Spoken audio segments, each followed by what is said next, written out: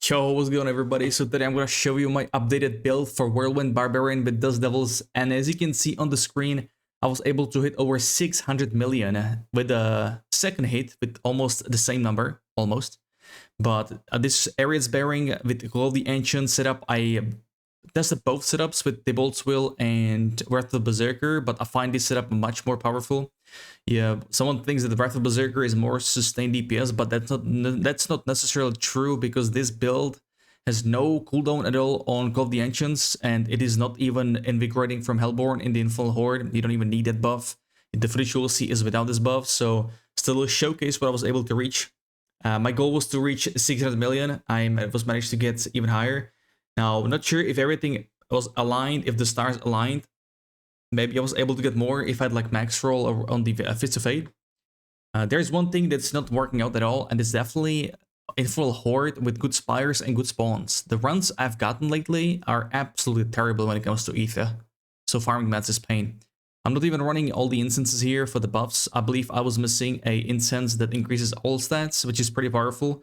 Now, like if you can stack, look what the Consumables now. If you can stack all 3 instances, it does a lot. It's Chorus of War, which is type 3 incense, then you get type 2 and 1, which is strength and all stats. It does stack up pretty well, especially with Lokrand's Amulet, which we use in this build, and that one has percentage all stats. Now you will see pretty wild gear with this setup. It's because I was in early and got all the gear extremely cheap before people figure out that Whirlwind is actually a good build. I would rate this build as absolutely the best this season for Barbarian, both AoE but also single target. Now, you need really good gear for single target damage though. You need everything mid-max with affixes, masterwork stats and whatnot. So that's just a thing going on. So the way we keep a non-stop uptime on Ancients is with the area's bearing pants itself. They give me like 50% cooldown reduction. On top of Shaco is another like 44. If you don't have GA, I do have GA. And greater graphics, and you also need to triple masterwork it. So that right there brings the skill to lowest cooldown possible, which is 12.5 seconds. And with casting shouts, thanks to Martial Glyph, we get 2 seconds cooldown for the active skill, which is called the Ancients for each shout. So that's 6 seconds for, you know, overall in all these shouts. We fast forward, I was talking about something on the stream here. That's how we keep up with that. Now we need also we need a guaranteed way to get max HP for Tyrell's Holy Bolts, and we get that from the Iron Skin. We put max HP, the heal from that, so extra cooldown from the shouts for that ability makes it absolute 0 cooldown at all. It's amazing defensive layer. I'm not even running rubies in the armor. My HP is 27,000, I believe. I don't even have max life on 200 hammer. I actually roll it off for damage increase because that damage stacks well with Grandfather's damage. Overall for damage increase. I'm not sure if I had it in this footage though.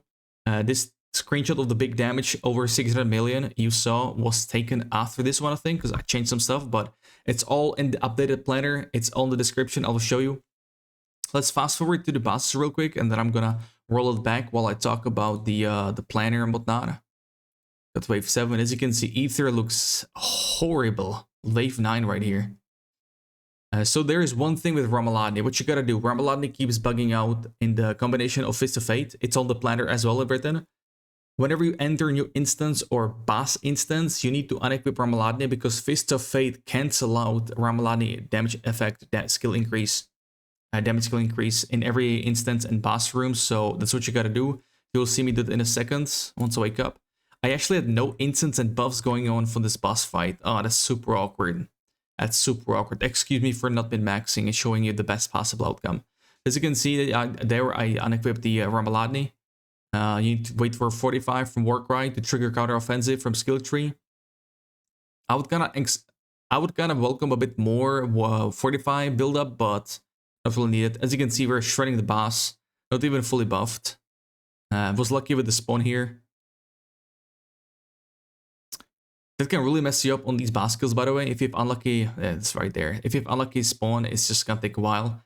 But this boss always stands in the middle. If you can have your bosses in, cornered at the wall, then those levels are gonna really stack on the target and just, bounce off the wall. So you get hit by 2 times. So yeah, it's pretty insane. Yeah, the incense just does a lot of difference if you get all 3 in general. Almost got killed here by the fireballs, but it's because I don't have chunk shouts. But yeah, I'm gonna go at the beginning here in the horde, and I will show you in the planner what we got going, what I'm working with. So let me just prep it right here. And the first things we got going, what I will talk about is actually there are two ways how to play this. You can either go with Wrath of Berserker, like I mentioned, but I personally prefer Called the Ancients. This one just destroys with the damage and overlap time. You will also have insanely good resource generation because of the Ancients. You'll get increased attack speed and also damage. A lot of people forget about that, but the Ancient Talik that Whirlwinds and crits Dust Devils, he does scale from your stats, or you scale from his Dust Devil increase, because it does stack with the Whirlwind aspect. That's what I think is going down. That's why the damage goes up to, I know, that high. But yeah, technique, we're using 200x vulnerable damage. That's the only one to go with. So Whirlwind, Iron Skin, Triple Shout, called the Ancients. In the skill tree, I'll show you what we got going. First 2 points, it doesn't matter, just to unlock Whirlwind. We go with Bleeding over here, because we're using Sword and Dual Wield. We get lucky hit vulnerable. This is very important because that will, having highest uptime on this bad boy is the very important thing. But thanks to Fist of Fate, it's pretty easy to get this up. Next up, we got the classic HP increase and damage reduction. Rallying Cry is here for Unstoppable, but mainly for the Fury generation. Iron Skin, like I talked about, HP to keep us topped up for Tireless Might, for the bolts. Churning Shout, I'm not the biggest fan of the HP increase here, because this HP increase is gonna mess up early on before you buff up with 45 from Warcry. So that counteroffensive will not be active if you use Churning Shout after Warcry, because that gap in HP and 45 is gonna be lowered. So yeah, so this one is kind of up to you, but I like the generation resource when you get hit while this shout is up. Maxed out Warcry for damage increase and our only source for 45. Booming Voice for duration of the shouts. Damage reduction with aggressive resistance. We got some Slaying Strike for extra damage and Pit Fighter for damage plus DR. Counteroffensive for some nutty damage increase. Now we got Vallop here because we do have one-handed mace in the dual wield for this damage increase from passive, very important. We got Max Resource to stack for Ramaladne. I had one more point left, I just split attack speed. Obviously fully maxed out the Ancients. As you can see here, right here, 25% increased damage and multiplier and 20% damage attack speed, really good. Wild. And of course we go with Unconstrained, the only good key passive, as everything is nuked. Let's take a look at Paragon Board. In the first one, we are running the Ire, which is damage while berserking. This will allow us to hit that cap for Blood Rage Paragon node. So it's a strength board. Second board, I like to go with Carnage, and in here I am going with Twister. This is the best board for strength glyph, and I am maxing out this one, so you can see all the strength nodes in here. A good board for damage reduction, also damage while berserking. If you're missing berserking damage, you can put 1 point in here from strength if you want to. Wouldn't do that much of a difference. Berserking is very important for this passive in the Blood Rage. You need to cap it out. For this, you need 296% of the damage while berserking, because it does round up, so that will hit at 30% damage increase. Martial Glyph here to buff some damage reduction, also damage to bleeding. Next board, my favorite is Flawless Technique for a dual wield. So Ambidextrous here to buff magic nodes. The magic nodes are crit damage with one-handers and also damage reduction. Some extra crit damage bonuses here, very good stuff. It stacks well with Grandfather and Locran's Talisman. Last board here, I mean, maybe the last one, but this is only used for the glyph exploit for vulnerable, but also extra damage reduction, some good stuff. On the left side, we got Warbringer, the very important board for Ramalade builds. We go Wrath and try to get the Dex nodes for crit damage even more. Skills that crit strike generate Fury. This gets amplified by resource generation from Rallying Cry, for example, so very good.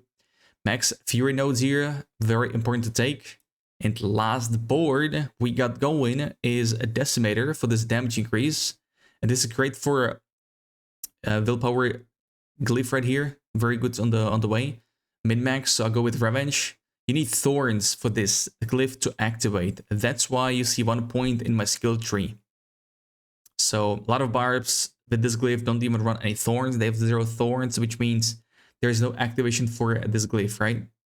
And the passive I was talking about is right here. Outburst. Yeah. The gear we got going is a Harlequin Crest. You want to get a cooldown reduction as the triple masterwork. Tyrell's Might, I like to get damage reduction, also big stuff. Fist of Fate, very good gloves, attack speed, crit chance, a lucky hit. Those are the ones you need to aim for as the highest. The random TC, not that important for this setup. And you also would like to try, you should also aim for 300% damage increase. Ares Bearing, my favorite pants, makes our engines to create earthquakes and dust devils. We mainly are interested in Talic with dust devils, as that's, buffing our build by a lot. We got ultimate damage and also called the Ancient Cooldown Reduction, a very juicy one, up to 50% if you masterwork it once. On the boots, I really like this aspect because it clumps mobs together in Horde, very important, makes this build, I would say even S tier if you get the good gear. Ranks the Warcry for more damage increase, movement speed, barrier generation is very underrated by a lot of barbs, but it does help Iron Skin a lot, very good for sustain. I'm a big fan of this temper.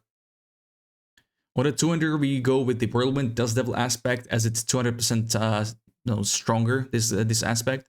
Now, the only thing I do different than, my last build, for example, I do put Dust Devil size on the 200 because that's about 80% when you masterwork it. The weapon, not the affix itself, but the weapon. So with the 20% aspect on the one-hander here, it puts me at a full cap of 100% because 100% is the cap of the size of Dust Devils, so that makes, deal more damage. And the double chance I put on a one-hander. Now with this setup, I do have double proc on Berserking on the ring and one proc of Masterwork on the one-hander. They're both maxed out tempers, and with this setup in the Paragon Board, I do reach the full cap of the 300% for Blood Rage. So the Paragon Board, you can take away the points from the crit chance. I will show you, just so you know. If you're lacking Berserking damage, you can put these points away from crit damage, and you can put them down here. Excuse me, right here. For extra Berserking damage. If you want to, no problem at all, either. On the one-hander, once again, we have Fierce Winds aspect for the shouts, it does devils. Now on the 200 you can see, I forgot to change it, but instead of max life, I run damage, so I will change that. I'm at 27,000 HP. I might even try to get the one-hander instead of max life, go with damage, because you don't really need it. We were very tanky with this setup. Problematic in the other dual wields, very good stuff. The best damage multiplier for Barbarian. I try to, focus my builds around this weapon because it's really good. And also most like mythics give you max resource, like Harlequin, Grandfather, which is our 200 sword, and also the amulet gives max resource. Very good stuff. This amulet is crazy good. Now this does not show in stat sheet. Some people still think it doesn't work, but it does work, trust me. I tried normal amulet today. I put a devilish aspect on that. I had greater affix on crit chance. I had counter offensive on that, and I think cooldown reduction. No, max resource. Max resource GA, crit chance, and counter offensive with devilish aspect. I tried it. There is better sustain on the DPS, I would say, but the damage numbers are not as high. So, and we all like to see big numbers, right? So, yeah. But if you're unable to get Locrans because they're pretty expensive, you can just go with the regular amulet. Starless Sky is the Uber ring we use as well. I like to double proc attack speed and then crit chance. I might do with double crit chance and one attack speed. Next up, we got Bolt Chieftain. This is the ring with strength, crit damage, but also lucky hit on vulnerable. Like I said, Berserking, I double procced it to reach the cap for my build. You can do it, suited to your needs, and work right cooldown reduction as the other temper. Some discussion with Fists of Fate, how they are bugged, how you gotta re-equip it every time you enter a new boss room or instance. For grouping, the aspect on the boots, and for gems, if your sustain is bad, you can use rubies for extra HP, but you should be running strength gems for damage increase. Weapons, obviously crit damage because we scale it with the Grandfather and Locran's Talisman. Jewelry doesn't matter because we are way overcapped and way resistance capped thanks to our Tyrell's Might and the pants. Like this is always having everywhere, almost all uniques, it's meh. So this build is AoE beast, mobility insane, sustain, cheap items. I should remove that no longer. This requires very high-end gear to be good on single target. AoE, that's one thing, but single target for bosses, yeah, there you go. Now the rotation. Always use Call the Engines first, because they will give you the attack speed bonus and damage bonus, but also they will give you the resource needed to cap out for Ramaladni, right? After that, you should use shouts. I would go with Rallying Cry to get the result generation, then a War Cry to trigger Berserking, and then a Chunic Shout. And also thanks to Martial Glyph, it will reduce the cooldown of Ancients. Whirlwind, now Whirlwind, you don't hold that ability, you tap it. It's pretty annoying to do, but once you get used to it, it's fine. So you tap Whirlwind to spawn more Dust Devils from the aspect on Twinder, but also more Holy Bolts from Tyrell's Might. And Iron Skin to keep full HP to spawn these Holy Bolts, right? There's some extra secret tech, not really secret anymore, but the Bell Fervor passive, which makes it so your brawling skills, if they damage, you will get Berserking. Now with Fierce Winds, which makes your shouts create Dust Devils, which means your War Cry will create Dust Devils. That Dust Devil will trigger the Berserking from Bell Fervor, so that's some pretty good stuff. We don't even need Relentless Berserker because I have extreme amounts of cooldown reduction, but if you don't, you can totally take use of this. And there's another way to generate infinite Dust Devils. It's in combination with Andariel's Visage, the new mythic, or sorry, excuse me, the mythic headpiece that does poison lucky hit. But it is a lot of life on the hit. And if you combine it with Starlight Aspect is if you overheal, you get Primary Resource. And with Andariel's Visage healing on each hit, you will trigger Starlight Aspect very often. So you just gotta cast one shout to create initial Dust Devils, and those Dust Devils, after that, they'll create non-stop Dust Devils back and forth. You don't even have to do anything, you don't have to attack, it's gonna create passively, so that is pretty insane.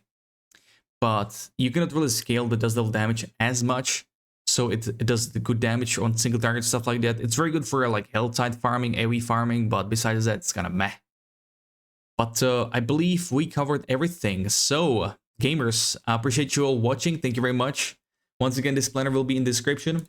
You can see what's happening, what I'm going with. I will try to update if I find some extra juicy stuff, and I will update the comments as well, or like the commentary on this planner. But yeah, thank you very much. Good luck with your grind. Let me know what you think about this. Until next time, have a good one and peace. Also, I stream every day on Twitch and YouTube if you guys want to check out my journey and whatnot. And there is Butcher on the screen. Hello there. If you guys want to check out my journey, if you guys want to talk about some stuff, I will also try out all the builds on PTR starting tomorrow in a couple of hours actually. So I hope to see you around. Until next time, a good one and peace.